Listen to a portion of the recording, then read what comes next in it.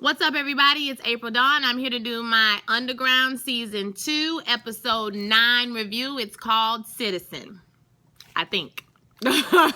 Yeah, Citizen. Yeah, that's it. So this week it was a little bit disjointed. It kind of threw me a little bit until I figure out what's going on. It was basically a series of flashbacks. They told the story from every different person's perspective. So they did a Scandal on us, okay? If you watching Scandal this season, they had a whole series of episodes just like this where they told a certain story from everybody's perspective.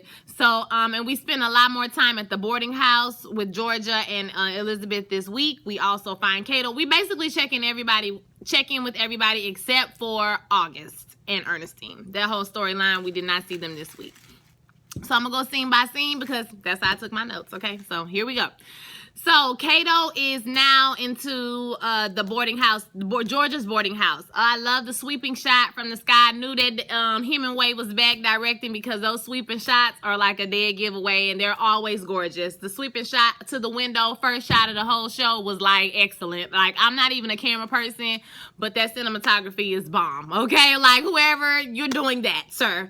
Okay, ma'ams and sirs on the production crew. Anyway, he's in the boarding house. He's sneaking around. Kato is looking for something. We don't know what he's looking for. I don't know. We don't know what team he on. Like I said last week, I hope he's going to turn it around, but I don't know, y'all. I mean, he looking like he pretty much over to the dark side at this point. I'm not sure what his end goal is and why he's trying to go so hard to prove to Patty that he is, reliable and not, gonna tell or whatever. So, we have that. He walks right by Elizabeth at one point, and he's into the office, Georgia's office, and he's looking through papers, rifling through papers. Somebody in the comments, let me know, does Kato know how to read? I don't know if we know if he knows how to read or not. I don't think he does, but he may. Who knows? So he's shuffling through papers on her desk, and Harriet catches him. So she's just sweeping outside the room. So they have a little bit of conversation. He asks if that's Georgia's room. He asked if she was cargo. She says she just cleans up for Georgia every once in a while. She tells him her name is Minty. She doesn't give Harriet. She doesn't give Moses or anything like that. She just says her name is Minty. And he said he just wants to thank Georgia. That's why he was walking around the house or whatever. So, Harriet, when he left out of the room, Harriet was like, something is up. He ain't right. Okay, I like how she was like, Lord, what's going on, Lord? Okay, help me out because he a little shady, Lord. Okay, so he left out of the room and she went on sweeping. So next week, go to, let me see where I'm at. Sorry. Oh, he's still sneaking around the house all over, y'all. He's sneaking around, poking around different things, listening to people's conversation. He overhears Elizabeth and Georgia talking about when Rosalie is coming back. And then they flash to him basically reporting to Patty and the crew about what he's learned. Patty is frustrated. It's been 3 days. They haven't found out any information. He said, they haven't found out any information about, what's going on or whatever. And she feel like he just wasting their time. And she also feels like, well, maybe you're trying to get free. Maybe you're trying to get shipped to the north. Right at that moment, Kato jumps and tries to get a gun again. They all pull out their guns. So I don't know if his end game is to actually get sent to the north to be free again. But my thing is, you already escaped to freedom. Like, I'm confused at why and how they're able to hold this man like this. You had all this money. What happened to all the money you had in the house and all? Like, I'm confused as to where did that go? They just took your stuff? Like, I'm confused. I am totally confused about how Kato is just captured and under these people. Like, I'm confused. Are they threatening to send him back to the Mason ranch, to the, plantation? Like, I am confused about that whole situation. So somebody help me out, child, because y'all might know better than me. I'm like, how are they able to just take over everything? Now, I know he a black person and, in reality, the rights was, but you had so much money. What happened to the money? What happened to the house? What happened to all the servants? Like, what happened? I know August ain't killed everybody at the house. You know what I'm saying? I know he ain't killed everybody. Somebody was in the kitchen cooking. I'm just saying, what happened to her? I don't know. Anyway, I'm moving right along, y'all. So he's trying to prove his loyalty to Patty. He slits his wrist. We don't know why he's slitting his wrist, but we find later that Elizabeth is tending his wounds. Basically, he's slitting his wrist so he can stay a little bit longer, you know, playing like he depressed or upset about what has happened to him in his past. So him and Elizabeth have a conversation. It's basically, she says, you know, he asked her, well, you didn't ask me why I did it. And she says, I don't have to know why. You know, I know it was something horrible, something unspeakable. You were sad, you were mad. I mean, she basically gave us a Kato whole storyline in like 30 seconds, girl. She was like, you're sad, then you're mad, and then you want Tab something. That's pretty much Kato's whole storyline. And so, she tells her story about what happened to John. They killed her husband right in front of her face.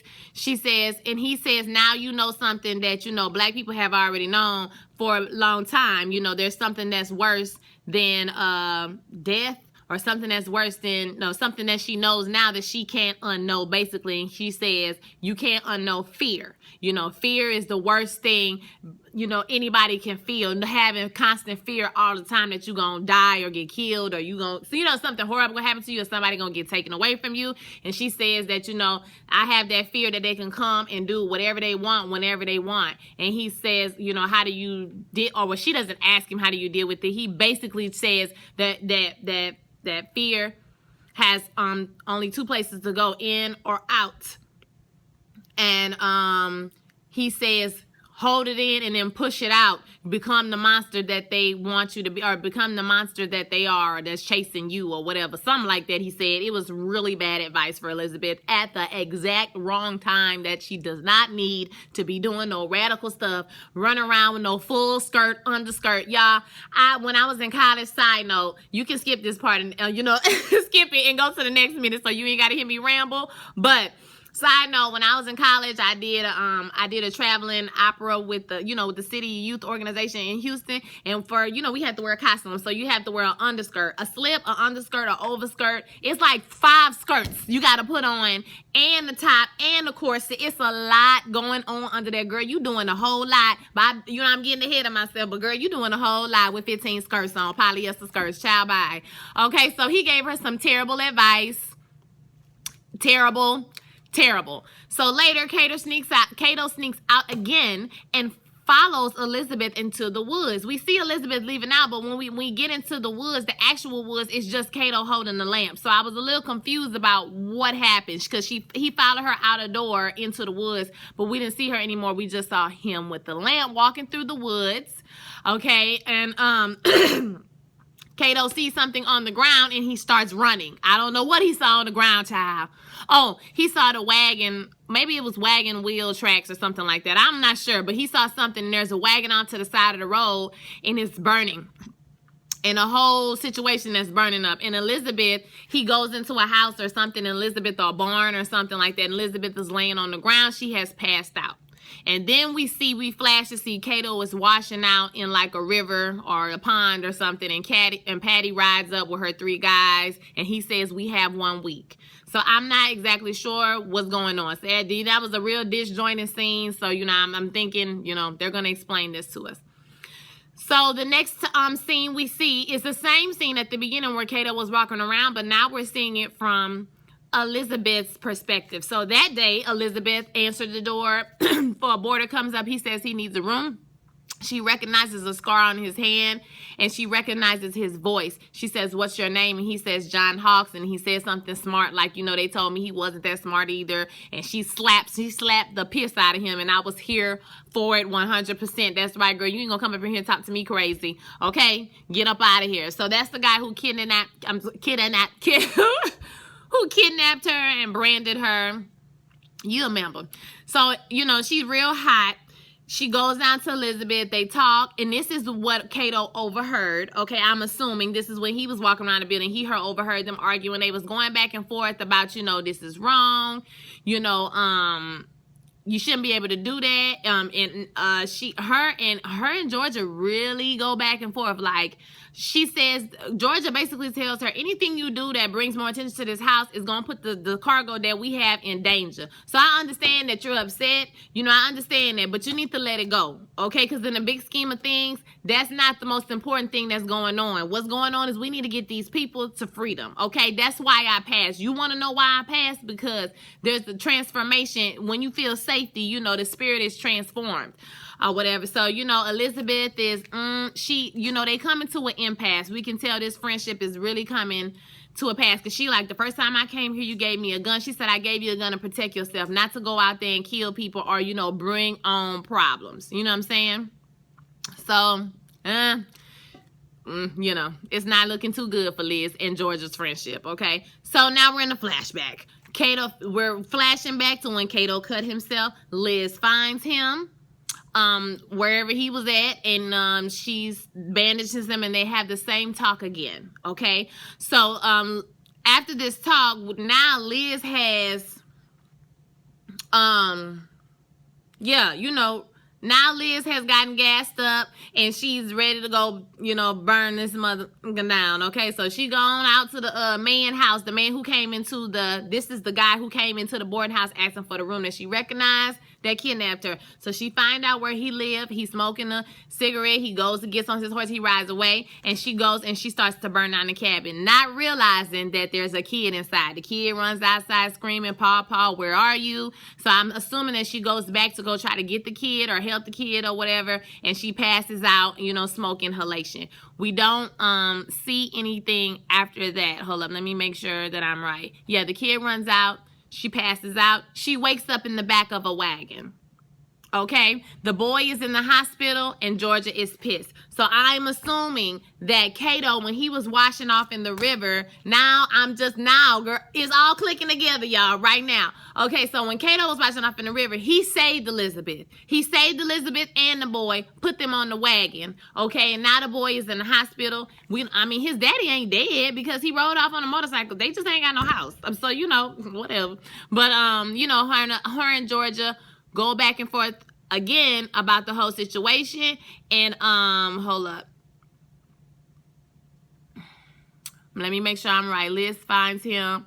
Yeah, she says that since she said she crossing the line, here we go. So her and Georgia are talking. Yeah, Georgia's pissed at this point. She's upset because she like, you out here doing this stuff. This boy could have died because of you. You know, you didn't think about that. And she said, he alive, is, you know, and I've been thinking, and, you know, there's nothing that's going to make people change. The only thing that's going to make people, you know, things move is fear. So now she has really stepped into the radicalized side, like the war. It's time to go to war and kill some people. That's the only way people gonna change, is if they scared to death. Okay, so Georgia says, if you really feel that way, you're dangerous, and I don't want you living in my house no more. So now Elizabeth done got kicked out the boarding house. She gotta go find somewhere else to live. How many people think it's gonna be with homeboy that she was hollering at, that she was googly-eyed at the beginning of the episode? Side note, Elizabeth's costume this season was giving me all the life I needed. I know she had 17,000 skirts on when she was running through the woods, but I like the fact that she wore black. Ever since John died, she's been wearing black the whole season, and I just want to wear the hat, the jacket, the corset, the skirt. I mean, it's giving me everything I need, and it's black all the time. I mean, she's dressing all black like the omen all the time. I'm here for it. Her costume is life, okay? I just want to say that. Costume person, her costume is life, and it matched her perfect pale white skin and dark hair.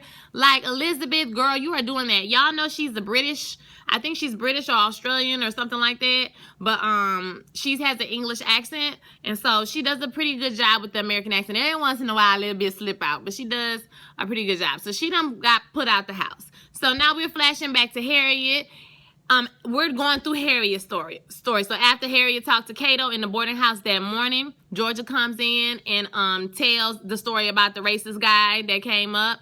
She says, you know, Harriet's like, good for her when she found out that Elizabeth slapped the guy, and Georgia was like, don't encourage her. You know, she one step from about to set it off, blow everything up, you know. So Harriet asks about Kato, where is he? Or, you know, she said it looks like the words roll off his mouth just a little bit too easy. And she says, what, can you keep an eye on him? Georgia says, of course, she'll keep an eye on him.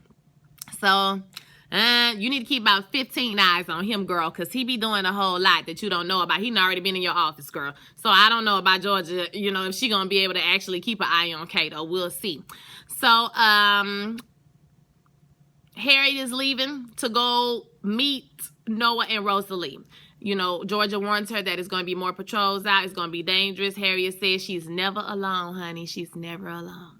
Okay, so we're with Harriet through the journey. This was a mostly silent scene, and I appreciated it because you got to see how solitary it is to go on this long journey by yourself. How she listens to God speak to her through animals, through, you know, the wind, through the trees and the sky, and like how she related to the, you know, and she had certain things hidden in certain places, and like how she hid in the nick of time, like when she was on the wagon and she got off right when they was coming, you know, the slave catchers was coming through. She was like off to the side. It wasn't like she was, you know, ducked off. She was like just right there on the side. I mean, you could see the wagon and the horse. So like just things like this that just kept her out of harm's way. You know that she has that relationship with God where she's really talking to God, okay? Like she's really talking to him. So that was pretty interesting, and we get all the way till she opens the door, and it's Noah who opens the door. So she makes it to wherever. I'm pretty sure they don't take us through the states with her. They didn't tell us the states. They just took us on a journey through the woods, sleeping here. Y'all, she was driving the wagon knocked out. Sleep. How you driving the wagon sleep? How do that happen? Okay, so but Harriet was driving the wagon knocked out. Okay, so do it, girl. Whatever. Okay, I guess she have her horses trained. They must be trained very, very well, because you remember when Rosalie got on the wagon, when she made it to the wagon that episode, and then the wagon drug her, you know, the horse just started trotting off or whatever. So I'm pretty sure she trains them very well because of those sleeping spells to where they will still go, you know, where they need to go. So, so she's weaving outside the store. I thought that was a pretty interesting scene too, because one of her stops or along her journey, she was at a general store and she was weaving or sewing something, and she saw the man come put up slave posters, you know, and she went and snatched them all down. I was like, girl, you better snatch them down in the name. Yes, okay, do it. So, you know, forcing alone at night, riding the wagon by day, almost caught hiding in time. And she makes it to a church and she starts to pray to God. She's basically asking him for guidance. This is the first time that we've ever seen Harriet be doubtful, you know, unsure about her future. She's unsure, you know, if they can actually do this, if they can actually mount a war or form an army. You know, she said just because one person can do something good, it doesn't mean everybody can do it good. You know, basically like training men to shoot and fight. Are they going to be good at it? Are they going to be able to do this?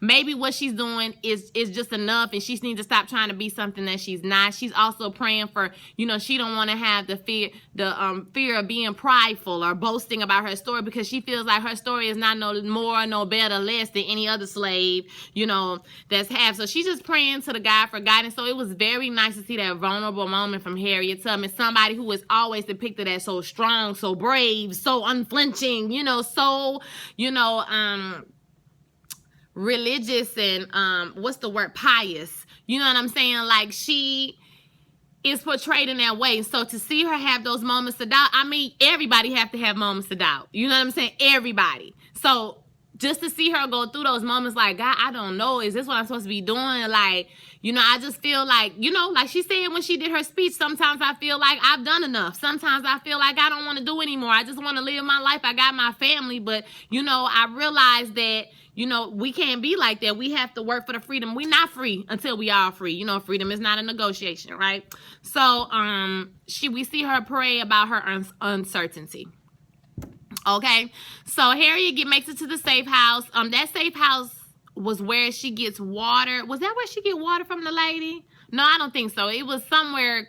It wasn't that far away from the Mason plantation. The Macon. Why I keep saying Mason? The Macon plantation. So it wasn't that far away, because it wasn't the same lady that she got the water for. But I could be wrong, because I thought that was the same house. You know, when she knocked on the lady's door, she gives her food and stuff for water. So it could be the same house. Somebody point that out to me. Let me know. She makes it to that house. Noah is there. You know, the lady upset because she like, you know, y'all done burnt down the house or whatever. And she's like, Rosalie, don't worry, but they think we going north. They're not going to come here looking. And Noah is like, look, lady, have you ever gotten caught? No. How many people you had? I've had lots. Okay, well then chill out. Okay, they not coming over here. Just chill out. Do you want the money or not? Because we can leave.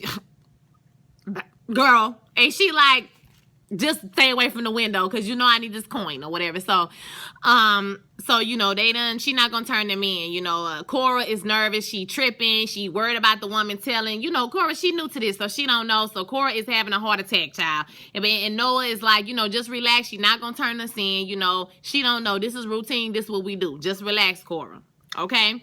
So Noah and Rosalie have a moment where they kind of coo over the baby a little bit. It was cute, but you can tell that Noah is pissed, girl. We're gonna get to that in a minute, okay? So Noah and her baby cool. James wakes up, and we're just going along their journey. The next stop, we see that they're in North Carolina. Something happens, you know, some catchers come.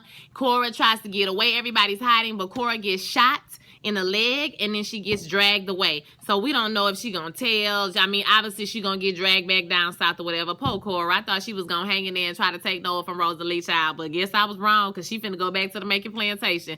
So it is what it is. Bye, Cora. Bye, girl. Okay, so now they're in North Carolina, and they're back in the wagon laying down. James and Noah talk about their life in the North, him being free. James seems to have come around to the fact that he's free now, and I think that he likes the ideal of being his own master. And, you know, him and Noah go back and forth about, you know, what they're going to have and what they're going to do. Or him and Rosalie go back and forth about what they have, what they're going to do, yada, yada, yada. Okay? And Rosalie said something about building a house. Noah going to build a house, and Noah looking like, bitch, I don't know if I'm going to build a house for your ass, girl. So I was like, bitch, you gonna get it. Because he's pissed. He's pissed. Okay? He's pissed. So the next safe house, Noah is stoking the fire with Harriet. So he has to talk with Harriet. So we're back at the moment where Harriet has met Noah, right? So they talk about how God talks to her. He says, he asks her, what does it sound like? She says it sounds like her old master. He says he want to believe, but he's seen so many horrible things. He don't know if he can believe. He don't believe, you know. And she asks him what he does. And right there, she illuminates, just that little conversation illuminates, like, about faith. Like, you have faith and you don't even know it. She talks about, you know, she asks him what he does. He says he's a blacksmith. She says that he reminds her of her father. You know, he didn't believe things that he couldn't see right in front of him. And that she asks him, you know, well, basically they get into the conversation, and he says, I just found, you know, this song. I found the song. And she said, how do you know? That was the best line to me. How did you know that that song was going to take you to freedom? Well, I didn't know. I just believed. Exactly. You just had faith. You believed in something that you did not know if it was going to work out for you. You just believed that something was better out there for you. You didn't know if this song was going to take you nowhere, but you believed that it would. Okay?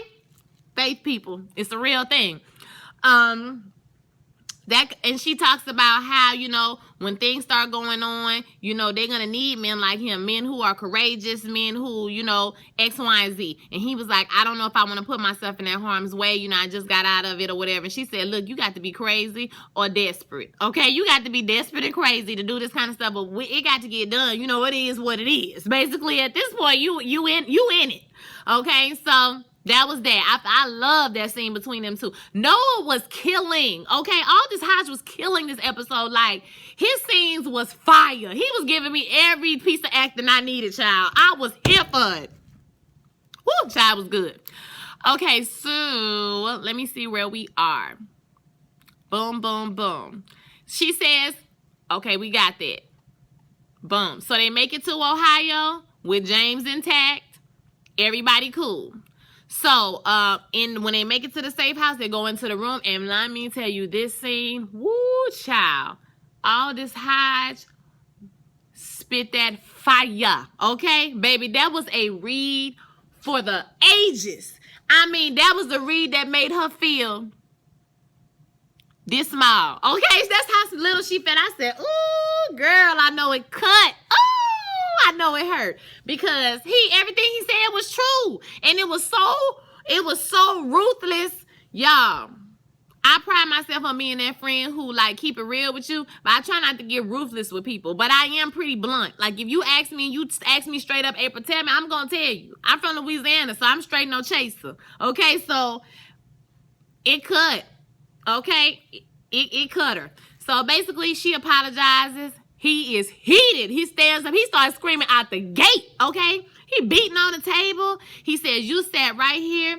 You lied to me. Basically, he's upset because she manipulated him into following her all the way down there. She saw him give her that ring. She saw him say that, and he used that. And she used that love to manipulate him to come to follow her down there to put his child in jeopardy. She put her family's life over. She was willing to sacrifice their family for her family, and she didn't even tell him. She didn't even give him the choice. She basically treated him like a slave. And then he said when he saw her in that cabin and Bill was about to attack her, and she said she was with child with his baby, he said, I have never experienced a fear like this in my entire life. I did not know that I could feel that way, and to think that your selfishness was the cause of it. I said,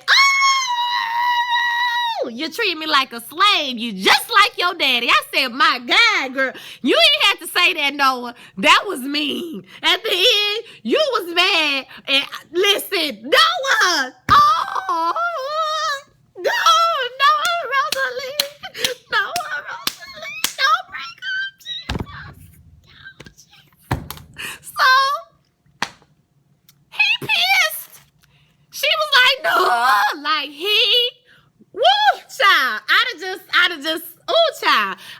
had to go sit in the corner and cry, girl, and just lay down, okay? Because, girl, he got you all the way together because you was dead ass wrong for that, girl.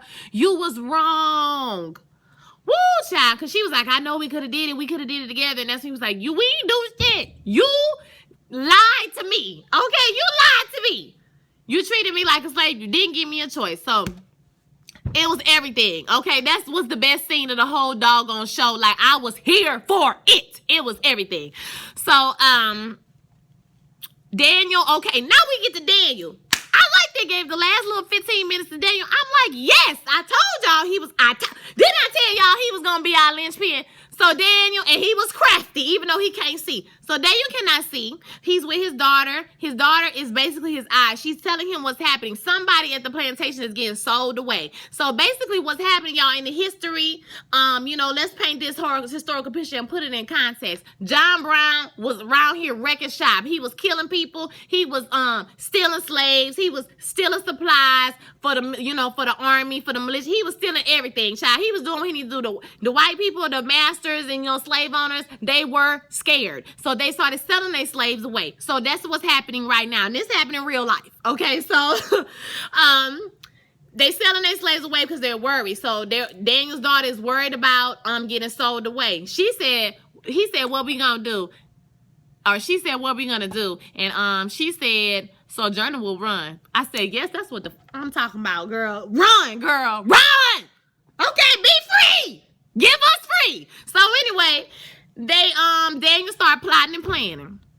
He talking to his wife, and he talking about, he needs to find John Brown because he been reading about John Brown. So that's why the master is selling people, because everybody's scared or whatever. The wife says, well, maybe if you talk to master, he'll let us stay. He won't break us up or whatever, because you bring a lot of money in for him. Maybe he'll let you stay. And he say, and what? And be like, master, I'm gonna be a good nigga for you because I'm just blind and helpless. And he like, you don't think I'm helpless? She like, no, I don't think you helpless.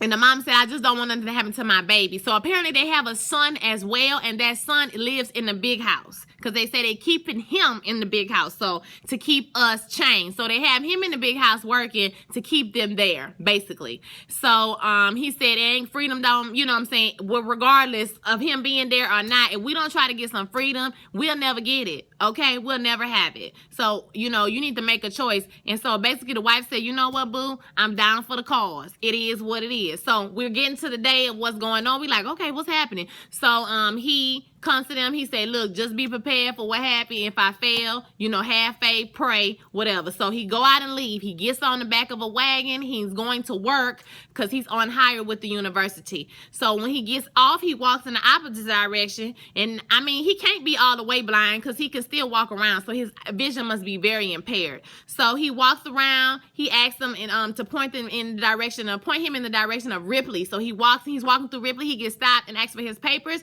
When he gets on the wagon and the first thing in the morning, he rips his bag. And you're like, why is he ripping his bag? Is he gonna kill somebody or he gonna do something with it? So he tells the guy, Oh, I'm on loan with the university. Well, the university is miles away from here. Oh, well, I broke my bag, so my master let me come get a repair in the city. Can you point me to a cobbler shop? Boom. Smart. I mean, smart. Woo, I knew you was smart, y'all. Woo, come on, crafty. Yes. So anyway, he goes into the cobbler shop. He starts talking to the cobbler about what he's read. And he said, well, and the cobbler like, I think, I doubt that because he can't see. So, he like, well, before my accident, I was reading about it. And they have 6 cobbler shops around here. And he started talking about shoes for runaway slaves and how far you can get. And he said, and the cobbler said, well, about 200 miles, if they made right. And so he peeping out to see. He just walked, y'all. This is crazy to me that this man just walked into a cobbler shop just hoping and praying that he walked into the right one. Do y'all know if he walked into the wrong one, he'd have got killed. His whole damn family would have got killed or sold away. Do you understand the risk he was taking doing this? Oh my God. The bravery. Whoo, child. So anyway, the man say, look, I don't get involved in political matters. You got the wrong shop. And so he says, okay. So he turns around and walks away. Because at the end of the time, at first they was coding a little bit, and then he was like, listen, I ain't got time for this. You know what I'm saying? I need to get my family out. It's a life or death situation. And he said, I don't get involved in politics. So he turns around to leave, but he says, wait a minute. And the next scene we see, okay, hold up, let me make sure I ain't hear nothing. Yeah, I want to say, I'll talk about that in a minute though. The next scene we see is that Liz is at the boarding house, and someone comes in and she says, can I help you? She turns around and is dead. He made it! He made it! Hallelujah! He made it! He made it! He made it! He made it! Now, what about the rest of the family, though? So, but we're gonna find, he gonna get all of them. So, he's there. Kato is there. Nora and Rosalie gonna be there soon. So, everybody gonna converge right here at the house. So it should be pretty interesting next week. It look like Augustine he gonna come to Jesus. Maybe he won't get saved. So what I wanted to say was, I like the way when he was walking through Ripley, when Daniel was walking through Ripley, they had all the everything was blurry around him. I thought that was very interesting how they gave us a point of view from his senses. I thought that was very, very interesting. He was so smart, y'all. So clever, so smart. It was also interesting to me, though, that even though they blinded him, my God, woo, this is a word, child. Even though they blinded him and he couldn't see, he already acquired all the knowledge that he needed to know. My God, woo! Baby, if that ain't a word, that's a word right there. You might have took it away, baby, but I got everything I needed to know right here in my brain. Yes, boy. I tell you, we are amazing people. If this show right here don't make you proud of our people and what we have been through, then I don't understand why people say they can't watch this kind of stuff, or this stuff they embarrassed about, or we don't want to see when we was oppressed. Do you see the resiliency, the resourcefulness of these people, of our people who went through these horrible situations, to step out on faith, to learn how to do stuff you can't even read, you can't see, you can't, and you are able to do all of these things? That's amazing, y'all. That's amazing. That's something to be proud of. That's something never to be ashamed of. I don't understand why people can be ashamed of something like that. It's not, we didn't do it. It happened to us. Yes, it's a bad thing. It happened to us. But guess what? Look at us now. We have fought for our freedom. We have gained our freedom. We have come a long way. Yes, we still have so much more ways to go, y'all. But we only 150 some odd years out of slavery. That ain't that long. So we're going to have to evolve as a people. Slavery is not anything to be ashamed of. Our people are freaking amazing. So y'all give me your thoughts, your comments. Don't forget to share. I love to read you guys' comments and comment back with you. I just want to let y'all know I do this for fun. I have made $9 on YouTube. $9 and some change. And I have over 100 videos on YouTube. So I don't care about gaining subscribers or losing subscribers or getting a check. I ain't never got no check from Google. I just do it for fun, y'all. This is what I like to do. So leave your comments, like, subscribe, share with your friends, y'all. I really want to hear what you think, because next week is our season finale. Tear cry. It's our season finale. will never part my kids. Okay, I'll talk to y'all next week. Peace.